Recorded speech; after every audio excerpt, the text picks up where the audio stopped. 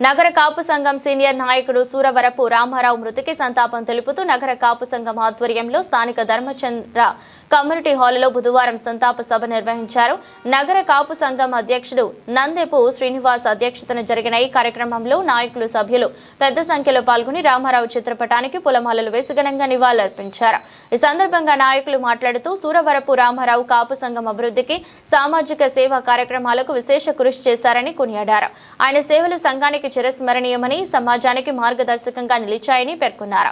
ఆయన ఆశయాలను ముందుకు తీసుకెళ్లేందుకు కృషి చేస్తామని తెలిపారు. ఈ కార్యక్రమంలో ఆకుల వీర్రాజు, పంతం కొండలరావు, అయ్యల గోపి, చెవ్వాకుల రంగనాథ్, పక్కాపాటి మురళి, ఎడ్ల సురేష్, అర్లపల్లి పురుషోత్తం, ఆకర్ నరసింహారావు, జవాది సూర్య, చెవ్వాకుల సుబ్రహ్మణ్యం, కర్రి కాశీ, మానే దొరబాబు, ఐ శ్రీను, పసుపులేటి కృష్ణ, దేశరెడ్డి బలరామనాయుడు, అడబాల రామకృష్ణ, అరిగెల బాబు, అడప శ్రీహరి, అడప వెంకటరమణ, ఓగేటి రవి, బండారు రమణ, అడప అనిల్ కుమార్ తో పాటు సూరవరపు రామారావు కుటుంబ సభ్యులు పాల్గొన్నారు.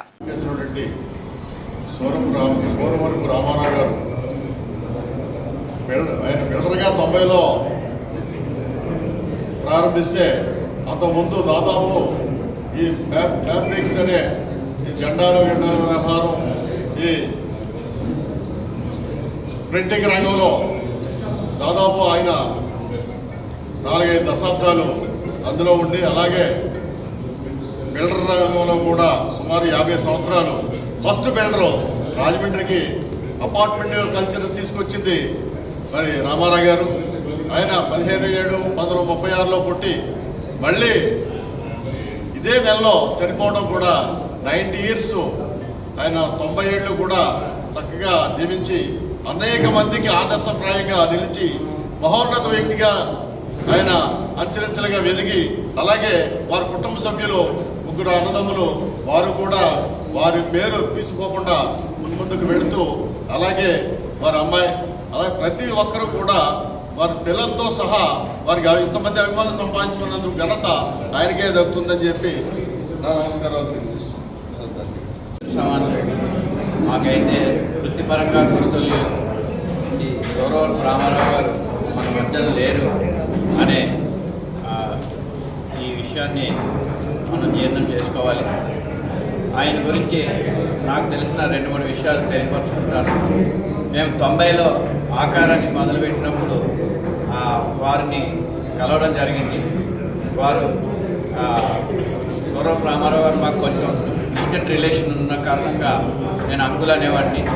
అయినప్పటికీ కూడా వారు ఎంతో మర్యాదగా రావు గారు అని అనేవారు. సార్ రావు గారు అనొద్దు, నేను చాలా చిన్నవాడిని, వయసులో కూడా చిన్నవాడిని అని నేను వారించినా కూడా మీరు ఇంజనీరు, క్వాలిఫైడ్ పర్సన్స్ మీరు అని ఎంతో ఉత్సాహంతో నన్ను ప్రోత్సహించి మాకు అప్పట్లో అపార్ట్మెంట్ బిల్డింగ్ ఇచ్చి శ్రీను గారు, రామారావు గారి ద్వారా మా ఆకార్కి చాలా ప్రోత్సాహం చేశారు. ఈ సందర్భంలో గుర్తు చేసుకుంటూ మీ అందరికీ నేను తెలియపరుచుకుంటున్నాను. అలాగే మీ అందరిలాగే ఒక కాపు సోదరుడిగా నేను ఆయన చాలా అభిమానించాను. అయితే అక్కడితో ఆగిపోకుండా నాకు అదనపు అనుబంధం కూడా ఉంది. అదే సాయిబాబా బంధం. వారు శ్యామలానగర్ శివాలయం దగ్గర రామాలయం, అది సాయిబాబా మందిరం కట్టడం, ఆ మందిరం కార్యక్రమాల్లో మేము కూడా తరచుగా పాల్గొనడం, వారు ప్రతి సంవత్సరం వార్షికోత్సవాలకి మా సేవాశ్రమాన్ని పిలిచి అక్కడ కార్యక్రమాలు జరిపించడం, ఆ అనుబంధం నేను మర్చిపోలేనిది. ఆ సందర్భాల్లో వారిలో నేను సాయిబాబాని చూస్తూ ఉండేవాడిని. ఆయన మా బాబా చరిత్ర తెలిసిన కొంతమందికి అర్థమవుతుంది. ఒక వైబ్రేషన్తో ఉండేవారు. భక్తుల్ని ఎలాగా బాబా గారు క్రమశిక్షణలో పెట్టి ప్రేమగా ఆప్యాయంగా చూసుకునేవారు. సాయి అలాగే నాకు సాయి అనే వచ్చేస్తుంది. రామారావు అంకుల్ కూడా ఇలాగే ఆ సాయిబాబా అలాగే మాకు అనిపించేవారు. సో వారి మర్యాదల ప్రకారం మర్యాద రామన్న, భక్తుల ప్రకారం సాయి రామన్న, శ్రీ రామారావు గారి కుటుంబ సభ్యులందరికీ కూడా నా యొక్క ప్రగాఢ సానుభూతి తెలియపరుస్తూ వారి ఆత్మ ఎక్కడున్నా కూడా శాంతి కలగాలని, ఈ శ్యామలానగర్ సాయి మందిరంలోనే వారు ఉన్నారు. అలాగే క్రెడే బిల్డింగ్ కూడా వారు స్థలాన్ని ఇచ్చి మా బిల్డర్ అందరి మనసులోనే కాక బిల్డర్ల ద్వారా రాజమండ్రి నగర ప్రముఖులు అందరి మనసులో కూడా స్థిర నివాసంగా ఉన్నారని చెప్పి భావిస్తూ సెలవు తీసుకుంటున్నాను. ఇటీవల మా నెల్లూరు జరిగింది. మన నగర కాపు సంఘానికే కాదు, ఆయన వివిధ వ్యాపార రంగాల్లో కూడా ఆయన పూర్తిగా రాణించిన వ్యక్తి. అయినా ఎప్పుడు కూడా ఏ కార్యక్రమం తలపెట్టినా నగర కాపు సంఘం తరపున కానీ కాపుల తరపున కానీ ఆయన ప్రతిదానికి కూడా ముందుండి ఆయన కుటుంబం కూడా ఉండి మన కాపు సంఘానికి ఆయన చేయొత్తునిత్తు ఆయన మన ముందు ఉండేవారు. ఆయన ఈరోజు మన మధ్య లేనందుకు మనం చింతిస్తూ ఆయన లేని లోటుని మనం ఆయన చేతన కార్యక్రమం ఆయన చేసిన మంచి పనులు గుర్తించుకుంటూ మనం ముందుకు నడాలని చెప్పేసి ఆ కుటుంబ సభ్యులకు కూడా పూర్తి మనోధైర్యం ఇవ్వాలని చెప్పి భగవంతుని కోరుకుంటున్నాను. ఆయన నగర కాపు సంఘం తరఫున బిల్డింగ్ కళ్యాణ మండపం కానీ ఆయన కడితే కూడా నేను సహకరిస్తా అని చెప్పి అనేక సార్లు చెప్తూ జరిగింది. ఆయన ఎప్పుడు వనభోజనాలు కానీ ఇతర కార్యక్రమాలు చేస్తున్నప్పుడు కూడా ఆయన వంతు సహాయం ఆయన ఇప్పుడు కూడా ముందుండి చేసే మంచి వ్యక్తి. అయినా అదే కాకుండా ఆయన క్రెడై సంస్థలో ఆయన రాయమండ్రి ఫస్ట్ బిల్డర్ కూడా ఆయన.